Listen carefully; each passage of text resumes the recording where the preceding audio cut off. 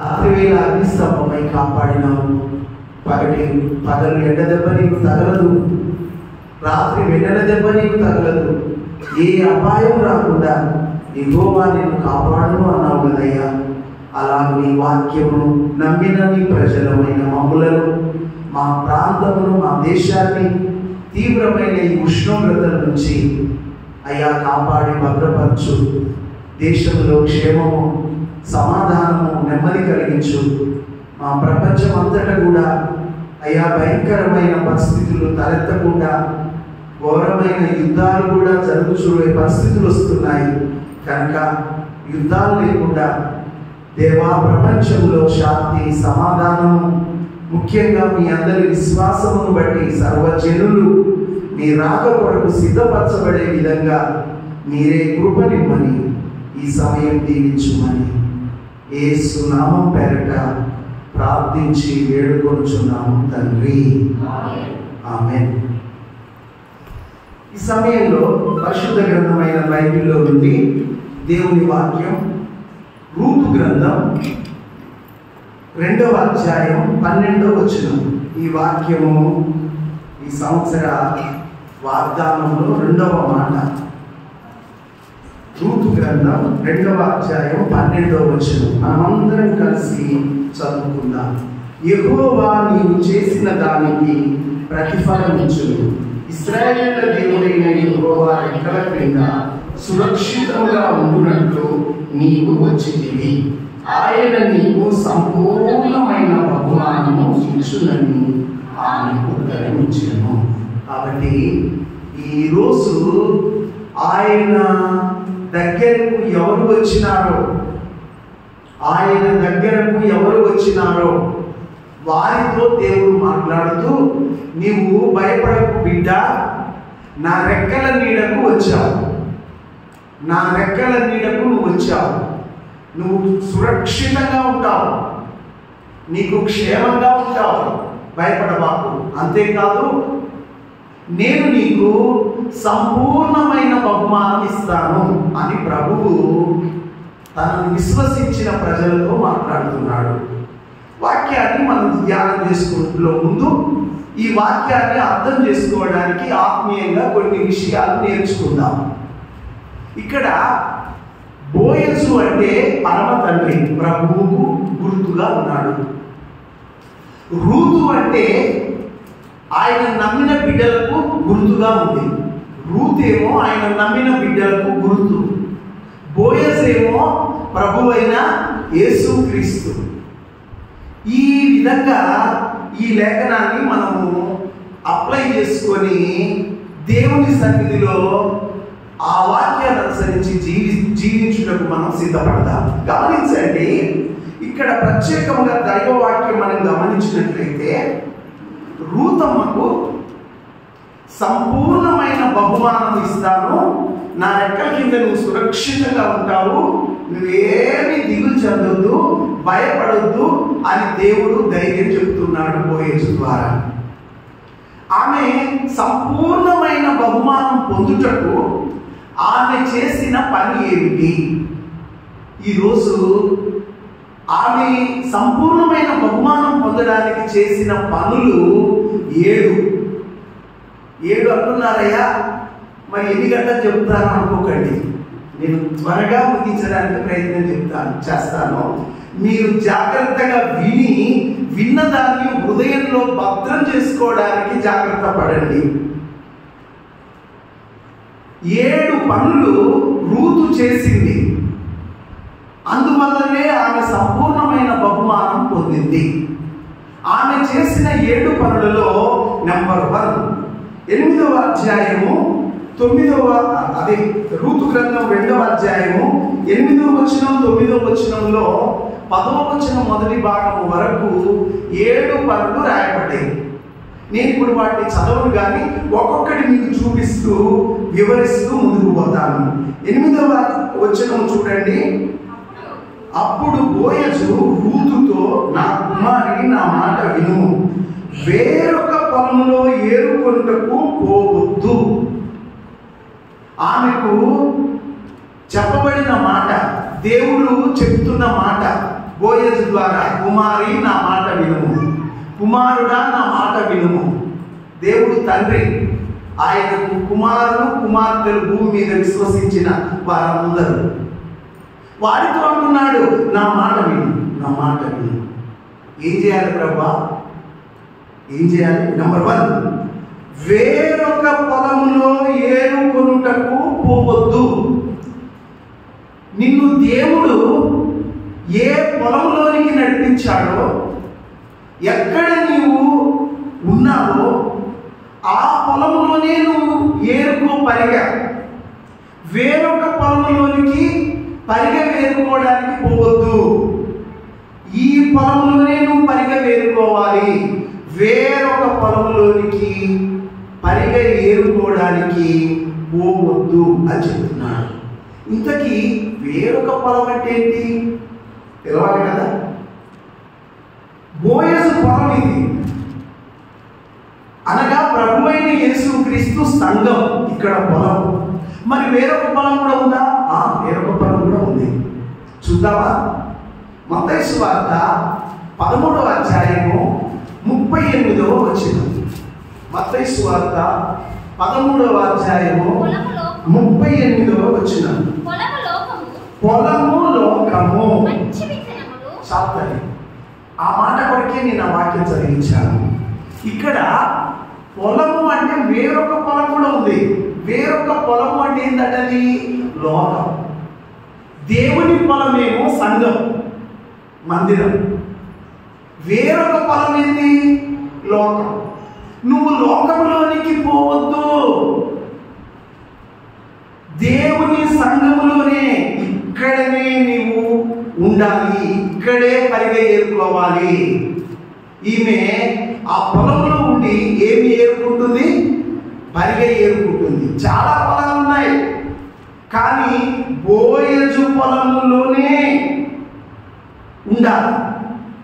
యేసు ప్రభు వారి పొలంలోనే పరిగె ఏరుకోవాలి. పరిగె ఏరుకోవాలి. చూడండి, పరిగె ఏరుకుంటుంది. ఈ పరిగె ఏమిటి? ఆమెకు జీవం.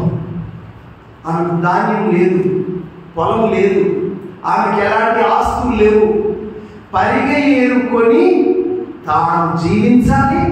తనతో పాటు మరొక వ్యక్తి కూడా తన మీద ఆధారపడ్డది. ఎవరామె?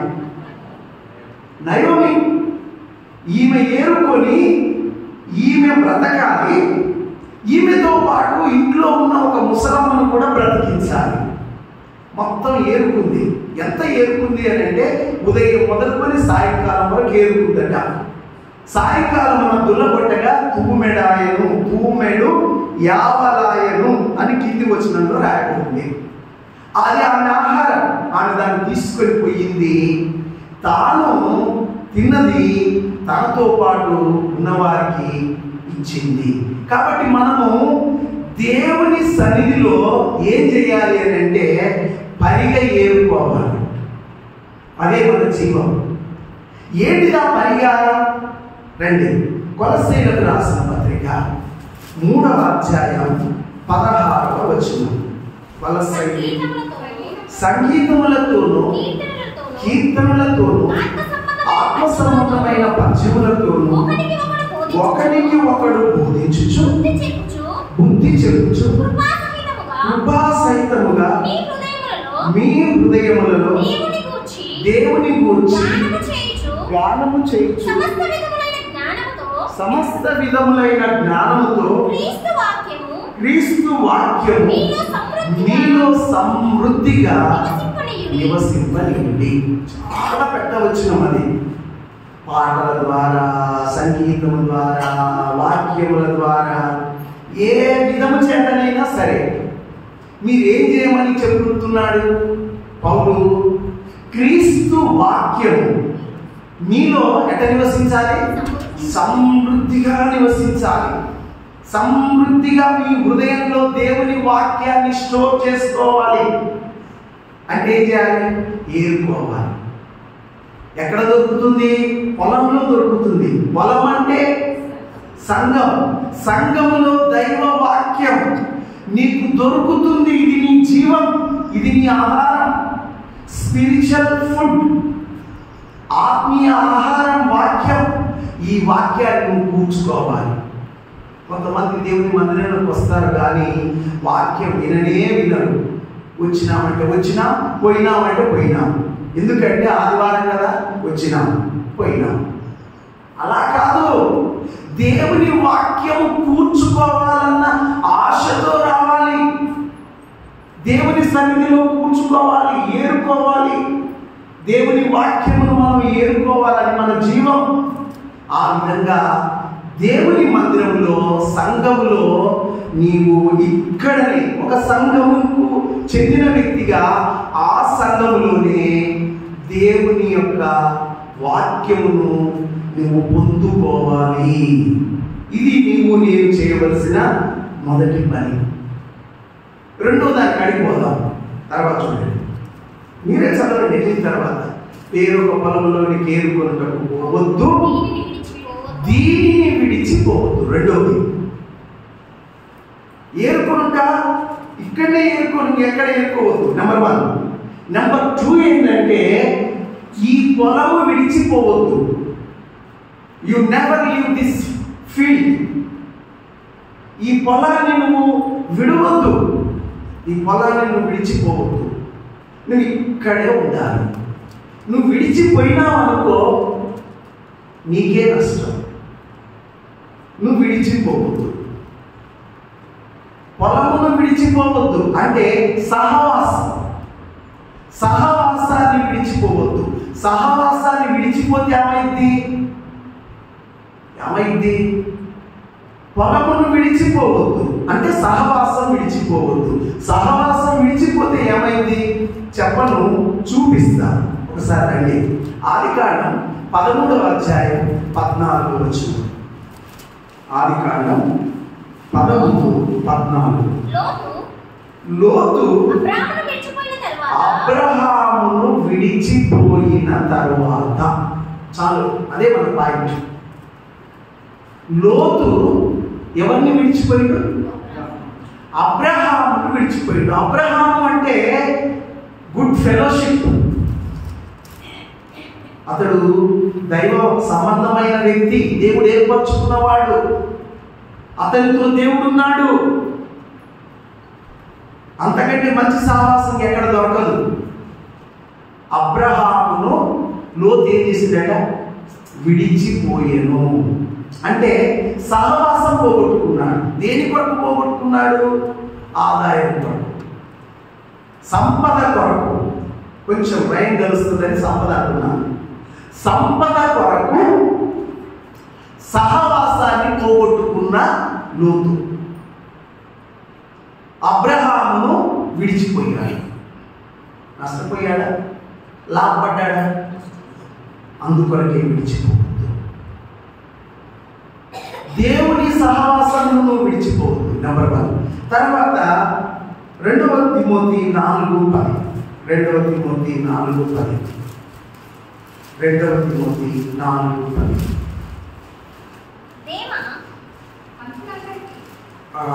2వ తిమోతి 4వ అధ్యాయం పత్రిక 10వ వచనం. దేమ ఇహలోకమును ప్రేమించి నన్ను విడిచి తెస్సలోనికకు వెళ్ళెను. దేమ అంటే వ్యక్తి. ఇక్కడ ఈ దేమ అనే వ్యక్తి ఏం చేసిందట? ఇహలోకమును స్నేహించాడు. ఈ లోకాన్ని స్నేహించాడు. లోకంలో ఉన్న బిల్డింగులు, లోకంలో ఉన్న వెండి బంగారాలు, లోకంలో ఉన్న ఆకర్షణలను ప్రేమించినాడు. ప్రేమించి ఏం చేసినాడు? దేవుని విడిచాడు.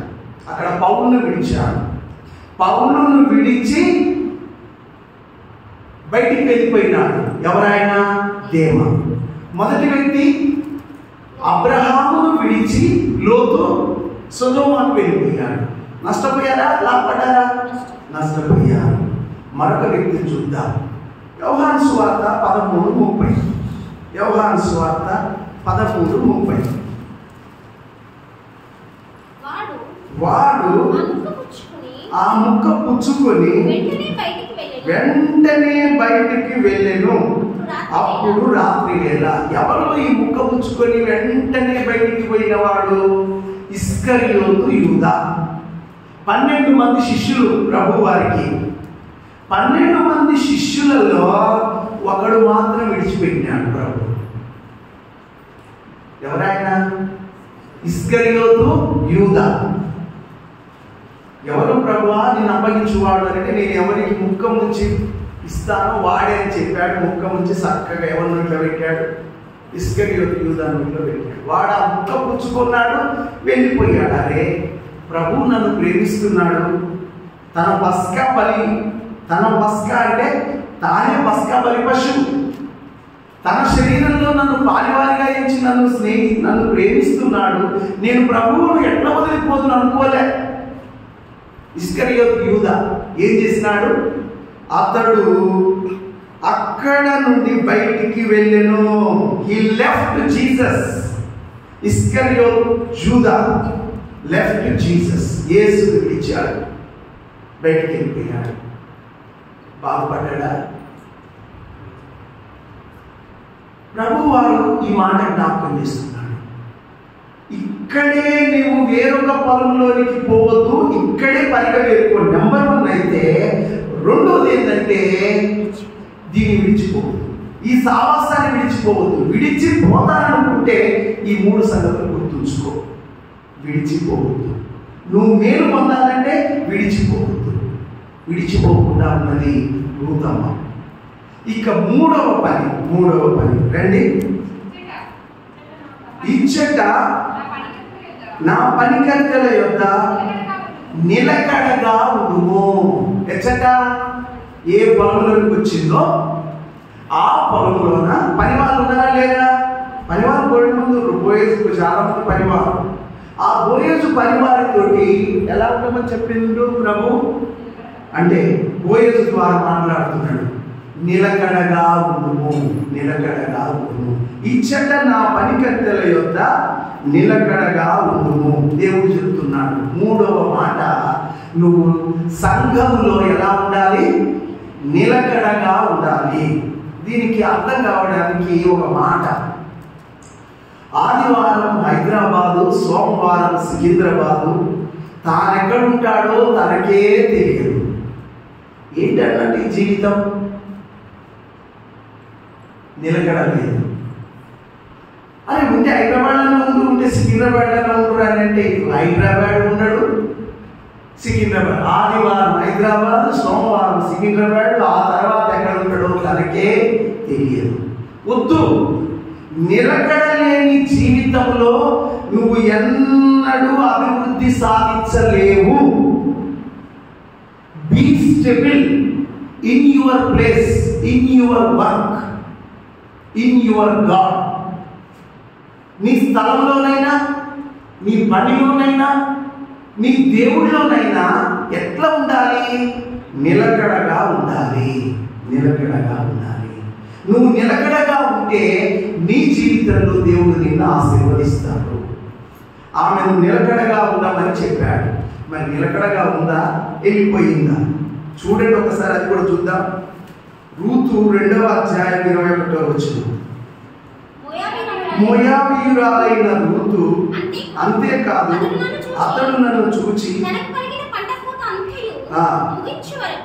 చూడండి, తన పంట కోత అంతయు ముగించు వరకు తన పనివారి యొద్ద నిలకడగా ఉండుమని నాతో చెప్పాను. ఈ మాట అత్తయ్య అయిన నయోమితో షేర్ చేసుకుంది కోడలు రూతు. ఆమె మాట విన్నది. ఎప్పటి వరకు నన్ను ఉండమన్నాడు తెలుసా? ఆ బోయేజు కోత ముగించేవాడు. ముగించే వరకు. మధ్యలో మళ్ళీ దాన్ని ఏమంటారు, ట్రాన్స్ఫర్స్ ఏం లేవు. There is no transfers at all. ఈ ఉద్యోగం బాగలేదని ఇంకొక ఉద్యోగం ట్రాన్స్ఫర్లు అవుతుంటారు కదా, అది ట్రాన్స్ఫర్, అది వేరే.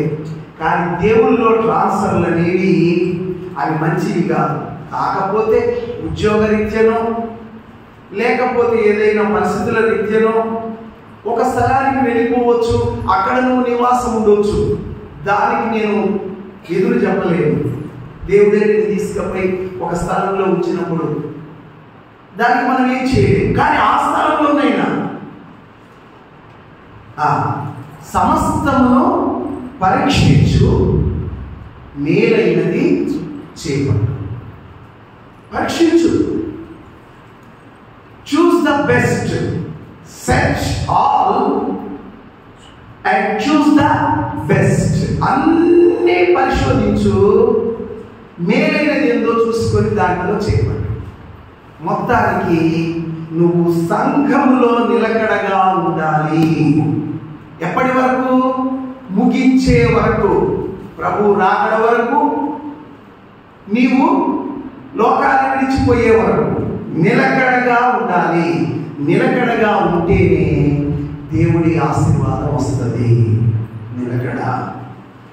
ఇది దేవుడి వాక్యంలో చూస్తాం. ఇంకా చాలా లేఖనాలు ఉన్నాయి, కానీ నేను ఇప్పుడు చెప్పలేను. ప్రార్థనలో నిలకడ, విశ్వాసంలో నిలకడ, సహవాసంలో నిలకడ, ఇది మనకు అవసరం. ఇది మూడవ పని, నిలకడగా ఉండడం. మనం దేవుళ్ళో నిలకడగా ఉందాం, ఆయన సంపూర్ణ బహుమానం మనకి ఇస్తాడు. దేవుళ్ళో నిలకడగా ఉంటే సంపూర్ణ బహుమానం ఆయన మనకు ఇస్తాడు. తర్వాత దైవ వాక్యాన్ని బట్టి ఇప్పుడు ఎన్నో దానికి పోదాం చెప్పండి? 4వ దానికి. చదవండి మీరే. ఆ మాట గమనించండి. వారు కోయు చేను కనిపెట్టి వారిని వెంబడించుము. ఎవరు వారు? బోయజు పనివారు, కోత పనివారు ఉన్నారు. అలా వాళ్ళు ఏం చేస్తున్నారు? చేను కోస్తున్నారు. ఈమెకి ఏం చెప్పాడు? అమ్మా, వాళ్ళు కోసే చేను కనిపెట్టు, కనిపెట్టి చూడు, ఎట్లా కోస్తున్నాడో కనిపెట్టి చూడు, కనిపెట్టి చూసి ఏం చేయాలి? ఫాలో దెమ్, వారిని వెంటబడి వెళ్ళిపో.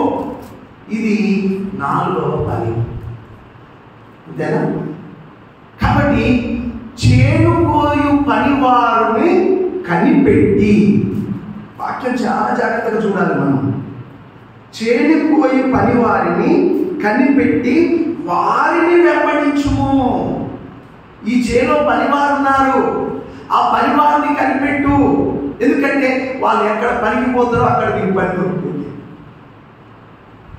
ఈ చేలో బోయజు పొలం మామూలు పొలం కాదు.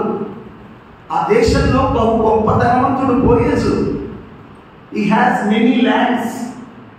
ఆయన పొలం చిన్న పొలం ఏం కాదు, చాలా పెద్ద పొలం.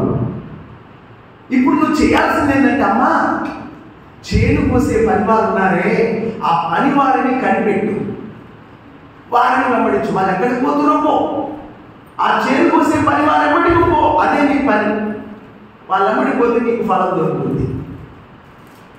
సంఘమా మౌనము దాచకుమా, కోసేటి పనిలోన పాలొందుమా.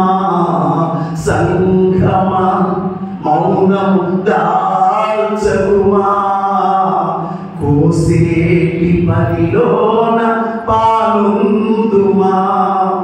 యజమాని నిధులన్నీ నీకే గదా, యజమాని నిధులన్నీ నీకే గదా. ఇది కోతకు సమయం, పనివారి తరుణం, ప్రార్థన చేయుదమా. ఇది కోతకు సమయం, పనివారి తరుణం, ప్రార్థన చేయుదమా. మాట ఏంటరా? ఈ పాటలో అర్థం ఏదో తెలుసుకోరా? సంఘమా, ఓ దేవుని నమ్ముకున్న బిడ్డ, మందిరానికి వచ్చిన ఓ బిడ్డ, మౌనం దాల్చకు. కోసే పనిలోన పాలొందు. అన్నా, సాయంకాలం ఎక్కడ మీటింగ్ అన్నా? గృహకూడికి ఎక్కడన్నా? మీరు సంఘాన్ని దర్శించబడడానికి ఎక్కడైనా వెళ్తున్నారన్నా? అన్నా, రాత్రి సువార్త కూడికలో నేను పాల్గొంటా, అక్కడ జనరల్ మీటింగ్ ఉంటా. అన్నా, మీతో పాటు నేను వస్తా. చేను కోయు వారిని ఏం చేయాలంట? కనిపెట్టాలంట. చేను కోసేవాడిని కనిపెట్టామైంది. ఫర్ ఎగ్జాంపుల్, ఒక ఆయన చేను కోస్తున్నాడు. ప్రభు నన్ను ఊతమను, నన్ను ఏమన్నాడు? కనిపెట్టు అన్నాడు. నేను కనిపెట్టి చూస్తున్నా, ఫాలో అవుతున్నా, కనిపెట్టి చూస్తున్నా, ఫాలో అవుతున్నా, పరిగెత్తుకుంటూనే కనిపెట్టి చూస్తున్నా, ఫాలో అవుతున్నా. ఆ పని అయినా బాగా చూస్తూ ఉన్నా. ఒక రోజా, 2 రోజులా, కొన్ని సంవత్సరాల నుంచి చూస్తూ ఉండగా నాకేమర్థిందంటే, ఇలా పట్టాలి, వీటిని ఇలా బిగించాలి. చూసేస్తుంటే నేను కూడా వస్తగా ముందు వెళ్ళు, చూడు, చెయ్యి అన్న ఓ పాయింట్ ఎలా షేర్ చేస్తుండు అన్న. దేవుని వాక్యము షేర్ చేసుకునేటప్పుడు ఎలా పాయింట్ను చూపిస్తుండు, ఎలా ముందుకు పోతుండు, ఎలా స్వార్థ చెప్తున్నాడు, నువ్వు గమనించవా? గమనించు. నువ్వు ఎప్పుడు వినేవాడిగానే ఉంటావా? ఎప్పుడు పరిగెత్తుకునే స్థితిలోనే ఉంటావా? పంట కొయ్యవా? పంట కొయ్యాలి. పంట కొయ్యాలి అంటే చేను కోయు వారిని కనిపెట్టు. చేను కోసే వారిని కనిపెట్టు, వెంబడించు. Follow them. అవి ఎట్లా హౌ టు కట్ ఇట్, ఎట్లా దాన్ని కట్ చేస్తున్నారు? ఆ వరి ఎట్లా, ఆ పంటని ఎట్లా కట్ చేస్తున్నారు? ఇదే దేవుని పంట. నశించిపోతున్న ఆత్మలు బోలెడున్నారు. సువార్త లేని గ్రామాలు ఎన్నో ఉన్నాయి. అక్కడ దేవుని పని చాలా ఉంది. Go and do the work. వెళ్ళు, పని చేయి, నేను నిన్ను దీవిస్తాను. నా చేత కాదంటావా? నీ జీవితంలో దేవుని ఆశీర్వాదం పొందలేవు. వెంబడించు. చేను కోయు పనివారిని కనిపెట్టి వారిని వెంబడించు. Follow them. నువ్వు వెళ్ళిపో. నీ జీవితంలో ఈ పని 4వ పని నువ్వు చేస్తే దేవుడు నీకు బహుమానం ఇస్తానంటున్నాడు. చేస్తావా? చేను కోసే పని వారే పడి వెళ్ళిపోతావా? దేవుని కార్యక్రమాల్లో పాల్గొంటావా? ఎప్పుడు శుక్రవారం వస్తుంది, ఎప్పుడు బుధవారం వస్తుంది, ఎప్పుడు సంఘ ప్రార్థన వస్తుంది, ఎప్పుడు గృహ కూడిక వస్తుంది, ఎప్పుడు సువార్త కూడిక వస్తుంది, ఎప్పుడు నేను దేవుని పనిలో పాల్గొనాలి? అన్నా ఈరోజు ఏమైనా మీటింగ్ ఉందా? ఎక్కడికైనా సేవకు వెళ్తున్నావా? I am ready to come with you, please. ఇటువంటి వాళ్ళండి దేవుళ్ళు ఎదిగేవాళ్ళు. ఉందానికి ఆశ లేకపోతే ప్రభు పాదాల దగ్గర పడి తలగొట్టుకుని ఏడు, అయ్యా నా జీవితంలో దేని మీదనో నాకు ఆశలు చాలా ఉన్నాయి, కానీ నీ పని మీద నాకు ఆశ లేదు, మీ సహవాసం మీద నాకు ఆశ లేదు. అందుకే నా బతుకు ఇట్లా దరిద్రం, ఇలా తగలడింది అని బాధపడు. సరి చేసుకో, నీ జీవితాన్ని దేవుడు ఆశీర్వదిస్తాడు. 4వ పాయింట్, చేను కోయి పనివారిని కనిపెట్టి, చెప్పండి, వారిని వెంబడించు. గో, ఫాలో దెమ్ అంటే వెళ్ళిపో. 5వ మాట, నిన్ను ముట్టకూడదని యవ్వనస్తులకు ఆజ్ఞాపించి ఉన్నాను. ఇది 5వది.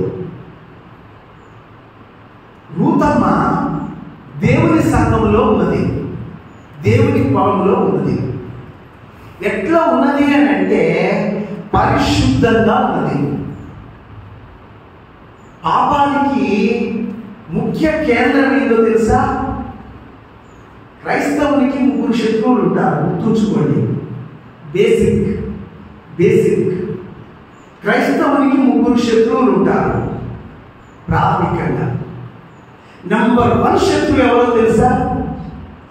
Our body is first enemy. రెండవ శత్రువు ఎవరో తెలుసా? లోకం. మూడవ శత్రువు ఎవరో తెలుసా? సాతాను ప్రేరేపిస్తాడు. ఎవరిలోనైనా దూరివాడు ప్రేరేపిస్తాడు. నీలో పాపం ప్రేరేపిస్తాడు, చెడుగును ప్రేరేపిస్తాడు. అది మూడవది. ఆ దాకా పోవాల్సిన పని లేదు. Number 1 enemy is your own body. మొట్టమొదటి శత్రువు ఎవరు? నీ శరీరమే, నా శరీరమే. దీన్ని నలగొట్టాలి. దీనికి ఆశలు ఎక్కువ. ఇది పాడు చేసేది ఇదే. సంఘ సహవాసంలో ఉన్నది తనను తాను దేవుళ్ళలో సహవాసంలో నిలకడగా ఉండుటను బట్టి ఆమె పరిశుద్ధతను కలిగి ఉన్నది.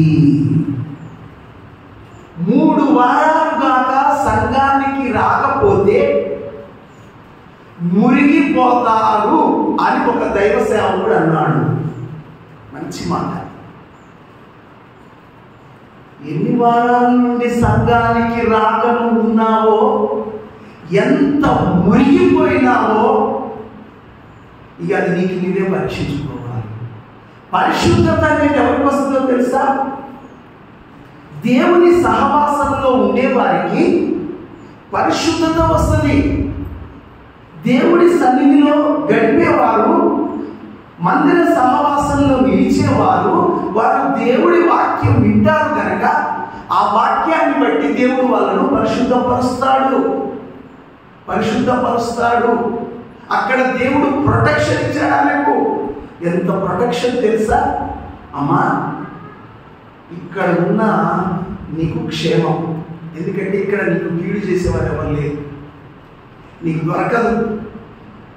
శరీర సంబంధమైన పాపపు కోరికకు ఇక్కడ తావు లేదు. ఇది నా పొలం, ఇక్కడ నేనంత సరౌండింగ్ అంతా నా వశంలో ఉంది. కాబట్టి రూతమ్మ ఆమె కండక్టర్, ఇక్కడ కండక్టర్ అన్నమాట. నిన్ను ముట్టకూడదని యవనస్తులకు ఆజ్ఞాపించారు అంటే దాని అర్థం ఏంటిది? ఆమె conductor. Study and conduct certificate ఉన్నాయా నీకు? స్టడీ బాగా ఉంది కానీ కండక్ట్ బాగాలేదట. సీట్ వస్తుంది కదా పైన, ఫర్దర్ స్టడీ సీటు దొరుకుద్దా? ఎందుకు దొరకదు? స్టడీ ఉంటే సరిపోదు, ఏముండాలి? కండక్ట్ కూడా ఉండాలి. అప్పుడే నీకు అర్హత. నీ కండక్ట్, నీ జీవితం పరిశుద్ధంగా కాపాడుకో. ఎక్కడ దొరుకుతాయండి ఈ మాటలు? సంఘంలో కాక ఇంకెక్కడ దొరుకుతాయి ఈ మాటలు? రూతు ఆ సహవాసంలో ఉండటం వలన ఆమెకు పరిశుద్ధత అలవాటైంది. కాబట్టి ఆమె పరిశుద్ధంగా తన జీవితాన్ని కాపాడుకుంది. 2 మాటలు చెప్తాను నేను, వాక్యాల తర్వాత నేను చూసుకోండి. దేవుని యందు విశ్వాసం ఉంచిన వారిని నెంబర్ 1 మొట్టమొదట దేవుడు కాపాడుతాడు. రెండోది వారికి వారు కూడా కాపాడుకోవాలి. మొదట దేవుడు కాపాడతాడు. ఆ పాపాన్ని నాకు దూరంగా ఉంచగలడు ఆయన. ఒకవేళ నేను బలహీనుడను అనుకుంటే ఆ పాపాన్ని నాకు ఆయన ఏం చేస్తాడు? దూరంగా ఉంచుతాడు. అలా నన్ను కాపాడుతాడు. రెండోది ఏంటో తెలుసా? నన్ను నేను కూడా కాపాడుకుంటాను. పరిశుద్ధులు చేసే పని ఏంటంటే, పరిశుద్ధులు తమను తాము భద్రం చేసుకుంటాడు కనుక దుష్టుడు వారిని ముట్టడు. యోహాను రాసిన మొదటి పత్రిక 5లో ఉంది మాట. కాబట్టి దేవుడు నిన్ను కీడు ముట్టకుండా కాపాడుతాడు. రెండోది నిన్ను కూడా కాపాడుకోవాలి. ఒక మరి సంచి తీసుకుని వచ్చిండాడు, ప్రయాణం చేసుకుంటూ. వెంట వచ్చిన సంచిని ఏం చేయాలి? భద్రం చేసుకోవాలి. అలా డబ్బులు పెట్టాడు, అలా ఇంకేవేవో పెట్టుకున్నాడు. దాన్ని భద్రం చేయాలన్నా వద్దా? నీతో పాటే ఉంచుకోవాలి. ఇంటికి వచ్చేది సంచి అన్నం పడేసేది కథం. ఇక ఆయన జాలిగా తిరుగుతాడు. పోయే ముందు సంచి కాడికి పోయి ఏంటి వాళ్ళ ఎందుకు దాన్ని పట్టించుకోలేదు కనుక అందులో ఉన్నది దొంగలెత్తకపోయారు. అరే దేవుని బిడ్డవు, నువ్వు మందిరానికి వెళ్ళే బిడ్డవు. Wherever you go you must take care of yourself. నిన్ను గురించి నువ్వు జాగ్రత్త తీసుకోవా. దేవుని బిడ్డవు. 10 మంది కాడ ఉన్నాయి కాడ నవ్వే వాళ్ళ దగ్గర అంత నవ్వడం మంచిది కాదేమో. ఏదేదో మాట్లాడుకునే వారి మధ్యన తమను తాము కనపరుచుకుంటూ నాకు ఎట్లా ఉంది చూడు, నా శారీ ఎట్లా ఉంది చూడు, నా ముఖం ఎంత బాగుంది చూడు అన్నట్లుగా ప్రవర్తించే వారి మధ్యన నువ్వు ఉండకూడదు. అక్కడ వారి మధ్య ఉండకూడదు. ఎందుకంటే అక్కడ అపవిత్రతకు తావు వస్తున్నది అని ప్రభు నీకు బయలుపరుస్తాడు. Go go go go go అని అంటుంటాడు. ఎమ్మటే ఏం చేయాలి? రన్ చేయాలి. గో అని దేవుడు చెప్పగానే ఏం చేయాలి? రన్ చేయాలి. అన్నీ ఉంటావు. యోసేపు ఏడన్నాడు? శోధన లేని స్థలంలో ఉన్నాడా? శోధన ఉన్న స్థలంలో ఉన్నాడా? శోధన ఉన్నదా లేదా? యోసేపు ఉన్న కాడా? ఎవరో కాదు, ఆ యజమానురాలి భార్యే అతనికి పెద్ద శోధన. యజమానుడేమో అయ్యా అయ్యా అని పిలుస్తాడు. యజమానుడి భార్య ఏమో వేట కుక్క తిరిగినట్టు తిరుగుతుంది. ఎక్కబట్టి ఎప్పుడు కాటేద్దామా అని ఏం చేసినాడు? అర్థమైంది పరిస్థితి. అంత జ్ఞానం లేని వారుగా ఉండకూడదు. దేవుని బిడ్డలు, పరిశుద్ధులు, దేవుని నమ్ముకున్న వాళ్ళు అంత జ్ఞానం లేని వారిగా ఉండకూడదు. గమనించాలి, పరిస్థితులను గమనించాలి. గమనించిండు. ఇక లాభం లేదు, ఈ ఏట కుక్క మీద పడుతుంది. ఏట కుక్క మీద పడ్డదనుకో కండని పట్టి పీకేస్తాడు. సో ఏం చేయాలి? Flee from there, flee from your youthful lusts. నీ యొక్క యవ్వనేచ్ఛల నుండి పారిపో. కాబట్టి పరిశుద్ధత కాపాడుతుంది. ఎవరామె? రూతమ్మ. ఆమె గురించి ఓయేజ్ ఒక మంచి మాట అంటారండి. బిడ్డ, కుమారి, నువ్వెంత మంచిదాకా అమ్మా, నువ్వెంత మంచిదాకా అమ్మా. చూడండి ఒకసారి ఆ మాట రూతుతో అన్నమాట. 3వ అధ్యాయం 10వ వచనం. రూతు గ్రంథం 3:10. అతడు, నా కుమారి, యెహోవా చేత నీవు దీవెన నొందిన దాను, కొద్దివారినే గాని గొప్పవారినే గాని యవ్వనస్తులను నీవు వెంబడింపక ఉండుట వలన నీ మునుపటి సత్ప్రవర్తన కంటే వెనకటి సత్ప్రవర్తన మరీ ఎక్కువైనది. నువ్వు ఫస్ట్ వచ్చిన ప్రవర్తన కంటే ఇప్పుడు చివరిగా చూస్తున్న ప్రవర్తన ఇంకా ఎక్కువైంది. నేను ఒక మాట చెప్పనా? మొదట నువ్వు దేవుళ్ళో ఉన్నప్పుడు మంచిగానే ఉన్నావు. రాను రాను రాను రాను నీలో సాతాను కోరికను నీలో పెంచాడు. ఇప్పుడు చివరికి వచ్చేసేసరికల్లా చెడిపోయావు. రూతమ్మకు వేరే వాళ్ళకున్న తేడా ఏంటి అని అంటే, రూతమ్మ మొదటనే గుడ్ కండక్ట్, తర్వాత అది బెటర్ కండక్ట్ అయింది. ఆ తర్వాత అది చెప్పండి ఇంగ్లీష్ లిటరేచర్ బెస్ట్ కండక్ట్ అయింది. బెస్ట్ కండక్ట్ అయింది. లోకంలో ఇంకొక ఆమె కూడా దేవుని దగ్గరికి వచ్చినట్టే వచ్చింది. మొదట వచ్చినప్పుడు బెస్ట్ ఉంది, ఫస్ట్ బెస్ట్ ఉంది. బెస్ట్ ఉన్న ఆమె తర్వాత ఏమైందంటే రెండో స్టెప్ దిగింది. బెటర్ అది కాదు, గుడ్, బ్యాడ్, వర్స్. 3 మాటలు సూపర్లేటివ్ డిగ్రీ ప్రకారం. ఫస్ట్ ఆమె గుడ్గానే ఉంది, మంచిదే, గుడ్. బ్యాడ్, తర్వాత 3 మాటలు లేదండి, మొదటిసారి చెప్పండి. Bad, was worst. Yeah, ఇది కరెక్ట్. గుడ్, బెటర్, బెస్ట్ ఎప్పుడో నేర్చుకున్నాయి. దానికి ఆపోజిట్ ఏంది? Bad, worse, worst. First bad, ఆ బ్యాడ్ కాస్త ఏమైంది? వర్స్ అయింది. ఆ తర్వాత ఏమైంది? వర్స్ట్.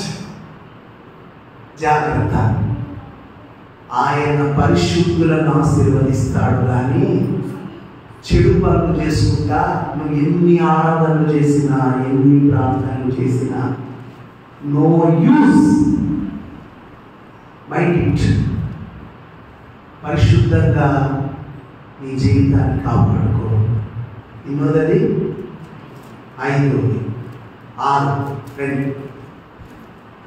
నీకు దాహమైనప్పుడు బైబిల్లో చూడండి, కుండల యొద్దకు పోయి పనివాడు చేరిన నీళ్లు త్రాగుమని చెప్పాడు. నీవు దాహం తీర్చుకోవడానికి ఈ పొలంలో ఉండి మళ్ళీ ఎక్కడో దాహం తీర్చుకోవడానికి పోవాల్సిన పని లేదు. నువ్వు ఎక్కడ ఉన్నావో అక్కడనే నీళ్లు ఉన్నాయి. నీ దప్పిక తీర్చుకునే నీళ్లు నువ్వు ఉన్న స్థలంలోనే ఉన్నాయి. అది కూడా నువ్వు కష్టపడే కావు. పనివారు చేతి పెట్టారు. నీకు కావలసిన నీళ్ళు అక్కడే ఉన్నాయి. దాహం వేసిందా? కుండ దగ్గరికి పో, గ్లాస్ తీసుకో, కావలసిన నీళ్ళు తృప్తిగా నీ దాహం తీరు అక్కడ దాహం తీర్చుకోవడానికి వేరొక స్థలం అవసరం లేదు.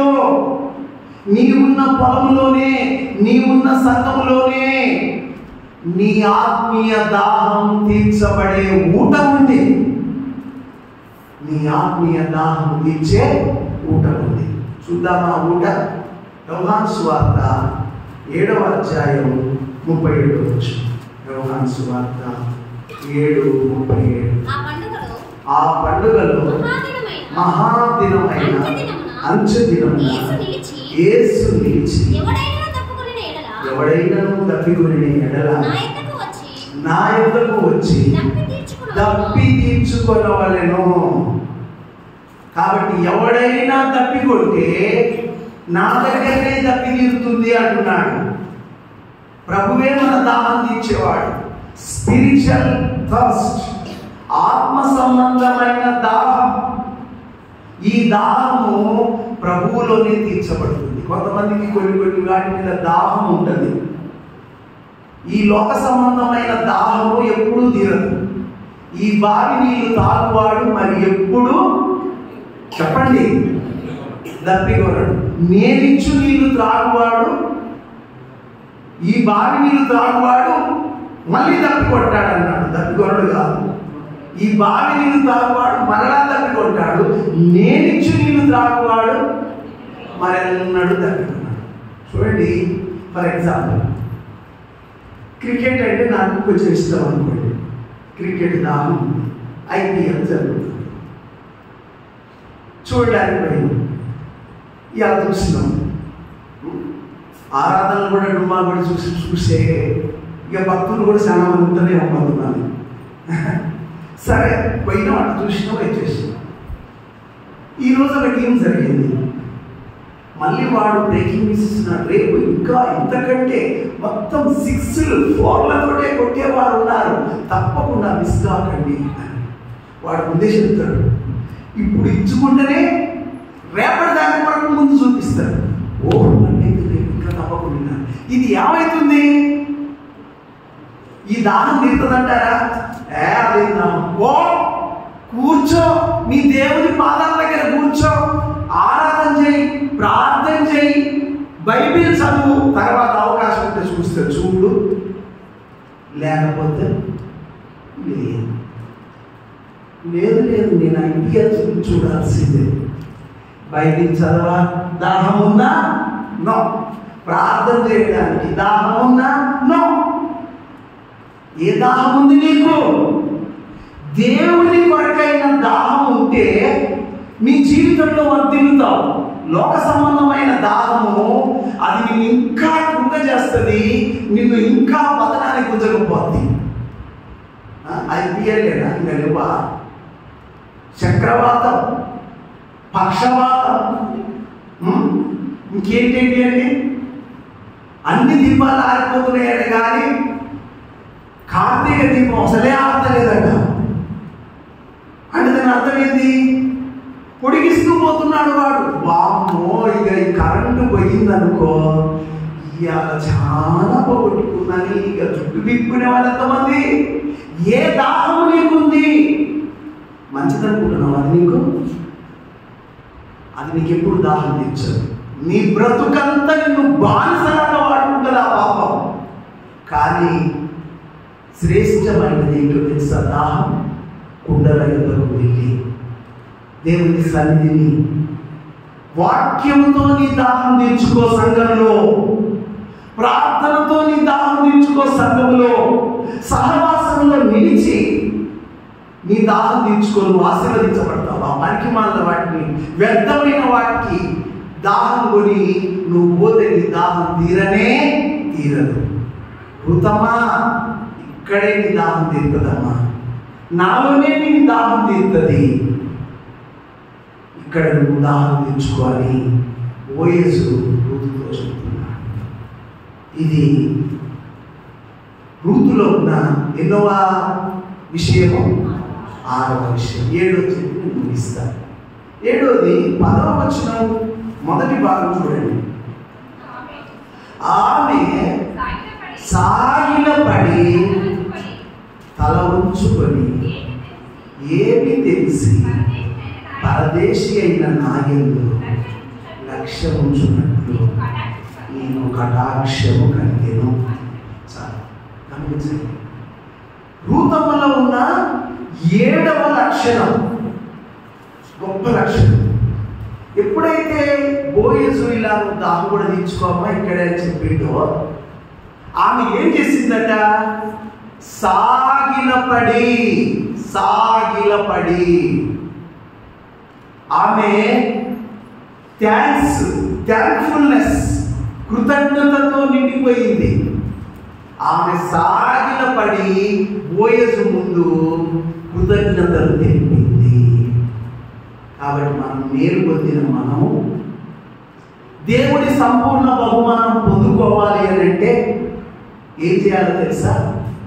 సాగిలపడి ఆయనకు కృతజ్ఞతాస్తుతులు చెల్లించు. అయ్యా, ఏమి తెలిసి నాలో ఏమి ఉందని నాకు ఈ స్థితి ఇచ్చావయ్యా, నాలో ఏ ప్రత్యేకత ఉందని నాకు ఇంత ఉన్నత కృప ఇచ్చావయ్యా, అసలు నేను ఏ పాటి దాన్నయ్యా, నేను ఏ పాటి వాడినయ్యా, నేనేంది, ఎక్కడ ఉండవలసిన వాడిని, ఎక్కడ ఉండవలసిన దాన్ని నన్ను ఎక్కడికి తెచ్చావు యేసయ్యా. సాగిలపడి కృతజ్ఞతాస్తుతులు చెల్లించు. నీ దేవుడు ఇంకా జీవించబోతున్నాడు. Be thankful to the Lord until the last day of your life. నీ చిట్ట చివరి దినము వరకు దేవుని యందు కృతజ్ఞుడవై బ్రతుకు. ప్రతి విషయంలో దేవునికి కృతజ్ఞతాస్తుతులు చెల్లించుడి. ఇలా చేయుట నీ విషయంలో దేవుని చిత్తం. 10 మంది శుద్ధులైనారు, ఒక్కడే కృతజ్ఞతాస్తుతులు చెల్లించాడు. చివరిగా మాట చదువుకుందాం. లూకా సువార్త 17:16. లూకా సువార్త 17:16. గొప్ప శబ్దముతో దేవుని మహిమపరచుచు తిరిగి వచ్చి ఆయనకు కృతజ్ఞతాస్తుతులు చెల్లించుచు ఆయన పాదముల యొద్ద సాగిలపడెను. వాడు సమరయుడు. ప్రభు ఏమన్నాడు? 9 మంది గురించి ఆయన బాధపడుచున్నాడు, ఒక్కరి గురించి సంతోషపడుతున్నాడు. నేను చేసింది ఎంతమందికి? 10 మందికి. దేవునికి కృతజ్ఞతాస్తుతులు చెల్లించి థ్యాంక్స్ చెప్పిన వాడు ఒక్కడే. ఎవరైతే కృతజ్ఞులై ఉంటారో వారి యందు దేవుడు ఆనందిస్తున్నాడు. కృతజ్ఞత లేకుండా దేవుడు చేసిన ఉపకారాలన్నీ మర్చిపోయి ఆయన దగ్గరికి రాని వారిని బట్టి ఆయన బాధపడుచున్నాడు. నిన్ను బట్టి దేవుడు సంతోషిస్తున్నాడా? ఈ బిడ్డకు నేను ఇంత మేలు చేశాను, ఈ కుమారుడికి నేను ఇంతగా కనికరం చూపాను, నన్ను మర్చిపోయాడు అని దేవుడు నీ గురించి బాధపడుతున్నాడేమో. కృతజ్ఞుడవై బ్రతుకు. రూతమ్మలో ఉన్న 7వ లక్షణము థ్యాంక్ఫుల్నెస్. ఏంటిదది? కృతజ్ఞత, గ్రాటిట్యూడ్, కృతజ్ఞత. ఆమెలో ఆ కృతజ్ఞత అనేది కలిగి ఉన్నది. మనం కూడా కృతజ్ఞులమై ఉంటే 7 పనులు మనం కలిగి ఉంటే ప్రభు ఏం చేస్తానంటున్నాడు? సంపూర్ణమైన బహుమానం ఇస్తానంటున్నాడు. ఆ సంపూర్ణమైన బహుమానం పొందుకొందుముగాక. Amen. Praise the Lord. Let us pray. ప్రార్థన చేసుకుందాం.